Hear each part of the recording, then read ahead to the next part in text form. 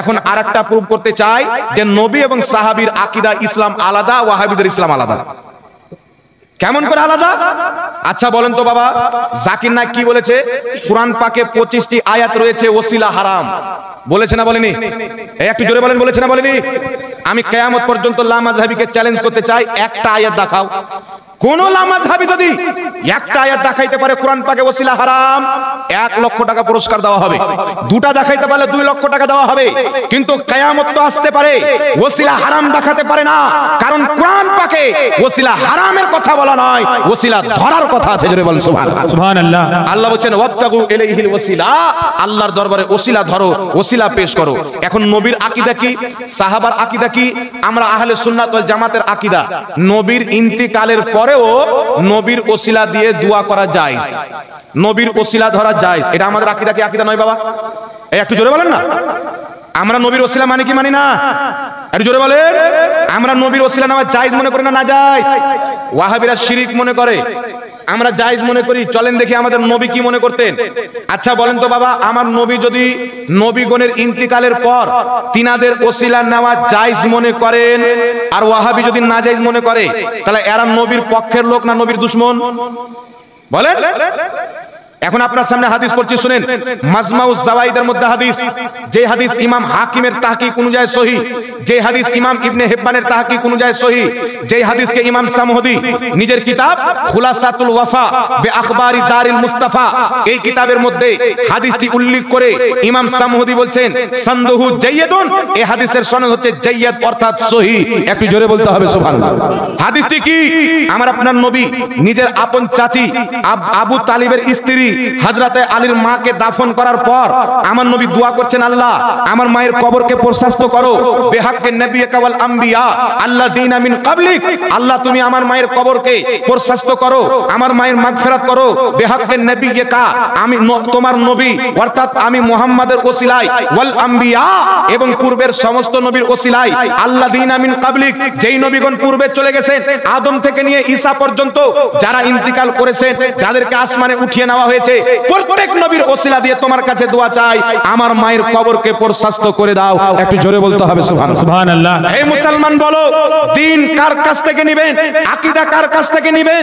ইসলাম কার কাছ থেকে নেবেন? আমার নবী মুস্তাফা আদমের ইন্তিকালের পর আদমের ওসিলা দিয়ে দোয়া করছেন, ইব্রাহিমের ইন্তিকালের পর ইব্রাহিম নবীর ওসিলা দিয়ে দোয়া করছেন, মুসা নবীর ইন্তিকালের পর মুসা নবীর ওসিলা দিয়ে দোয়া করছেন, দাউদ নবীর ইন্তিকালের পর দাউদ নবীর ওসিলা দিয়ে দোয়া করছেন, যত নবী তিনার পূর্বে ইন্তিকাল করেছেন প্রত্যেক নবীর ওসিলা দিয়ে আমার নবী দোয়া করেছেন। এখন আপনাকে বলতে চাই, আমার আপনার নবী নবীগণের ইন্তিকালের পর তাদের ওসিলা দিয়ে দোয়া করেছেন, তো আমাদের নবীর ইন্তিকালের পর আমার নবীর ওসিলা দিয়ে দোয়া করা জায়েজ না না জায়েজ? জায়েজ না না জায়েজ? জোরে বলতে হবে। তাহলে যারা বলে শিরিক তারা নবীর দিন নিয়েছে। আমার নবী তো আকীদা দিচ্ছেন, নবীগণ যদি জীবিত থাকে তাদের ওসিলা দিয়ে দোয়া নেওয়া যায়, নবীগণ যদি ইন্তিকাল করে তাদের ওসিলা দিয়ে, আমার নবী বলছেন আমি নবী মুস্তাফা পূর্বের সমস্ত নবীর ওসিলা দিয়ে দোয়া করে কিয়ামত পর্যন্ত আমার উম্মতকে আকীদা দিলাম, আমি নবী মুস্তাফা ইন্তিকাল করে কবর জগতে চলে যাব, কিয়ামত পর্যন্ত যারা আমার ওসিলা দিয়ে দোয়া করবে আল্লাহ তাদের বেড়া পার করে তাদের দোয়া কবুল করে নেবে। বল সুবহানাল্লাহ।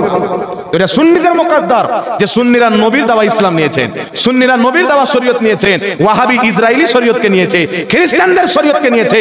নবীর ওসিলা দিয়ে দোয়া করা যাবে না, ইহুদি খ্রিস্টানের কিতাবে থাকতে পারে, ইসলামের কোনো কিতাবে নাই। এটা তাদের বিদআতি আকীদা, তাদের বানানো আকীদা। আর কেউ যদি নবীর বিরুদ্ধে আকীদা বানায় মুসলমান, জোরে বলেন, যেটা নবী করেছেন সেটা করাকে যদি শিরিক বলে মুসলমান, কথা বলেন। আরে আমার নবী আদমের ওসিলা দিয়ে দোয়া করছেন, আদম নবী আমার নবীর আগে ইন্তিকাল করেছিলেন না জীবিত ছিলেন? জোরে বলেন। কবরে তো প্রত্যেক নবী জিন্দা আছেন, এটা আমাদের আকীদা। কিন্তু আদম আলাইহিস সালামের ওসিলা, সুলেমানের ওসিলা, প্রত্যেক নবীর ওসিলা দিয়ে আমার নবী কি আকীদা দিলেন? নবীগণের ইন্তিকাল পরে কিয়ামত পর্যন্ত তাদের ওসিলা চলবে। একটু জোরে বলতে হবে সুবহানাল্লাহ। তাহলে মুহাম্মদ রাসূলুল্লাহর শরীয়ত আমরা নিয়েছি, আহলে হাদিসরা জাকির নায়েকের শরীয়ত নিয়েছে। জাকির নায়েকের শরীয়ত আলাদা, মুহাম্মদ রাসূলুল্লাহর শরীয়ত আলাদা। যারা নবীর শরীয়তে চলবে তারা হবে জান্নাতি, যারা জাকির নায়েকের শরীয়তে চলবে তারা হবে জাহান্নামী। এখন আপনারাই বিচার করেন, না নবীর শরীয়ত নেবেন না নায়কের শরীয়ত নেবেন? আমরা কার শরীয়ত নেব বাবা? যেখানে নবীর স্পষ্ট হাদিস, কোন কাটমুনসির বিপক্ষের কথা শোনা যাবে। আচ্ছা সাহাবার কি আকীদা ছিল? মুজামুস সাগীর লিতাবরানির মধ্যে হাদিস, উসমান গনির জামানায় তিনার খেলাফতের কালীন হযরত উসমান গনি যখন খলিফা হলেন, চেয়ারে বসলেন, উনার জামানায় একজন সাহাবী বারবার তিনার দরবারে আসছেন কিন্তু সাক্ষাৎ হয় না। একদিন নিরাশ হয়ে দুঃখ কষ্ট পেয়ে ফিরে যাচ্ছেন। আরেকজন সাহাবী যার নাম হলো উসমান বিন হনিফ, তার সাথে সাক্ষাৎ। ভাই কি হলো, নারাজ কেন? বলছে আমি উসমান গনির নিকটে আমার দরকার কাজ আছে কিন্তু আমার সাক্ষাৎ হয় না, আমি যাই ঘুরে আসি, উনার সাথে সাক্ষাৎ হয় না। তো উসমান বিন হনিফ বলছেন তুমি বাড়ি যাও, 2 রাকাত নামাজ পড়ো ওযু করে, নবীর ওসিলা দিয়ে দোয়া করো, তোমার কাজ হয়ে যাবে। জোরে বলেন সুবহানাল্লাহ।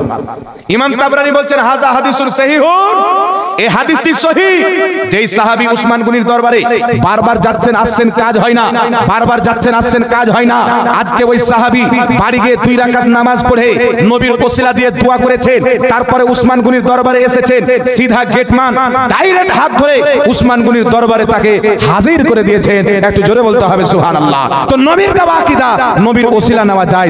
সাহাবার আকীদা, যেখানে কোনোই মতে কাজ হয় না, নবীর ওসিলায় দোয়া করলে আল্লাহ কাজটাকে সহজ করে দেয়। তাহলে কি বোঝা গেল?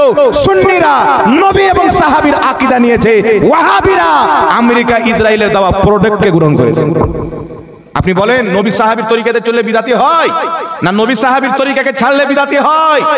নবীর আকীদা, নবীগণের ইন্তেকালের পর তাদের ওসিলা জায়েজ, জায়েজ নয়। আমার নবীর তরিকা সওয়াব, দোয়া কবুল হওয়ার জরিয়া।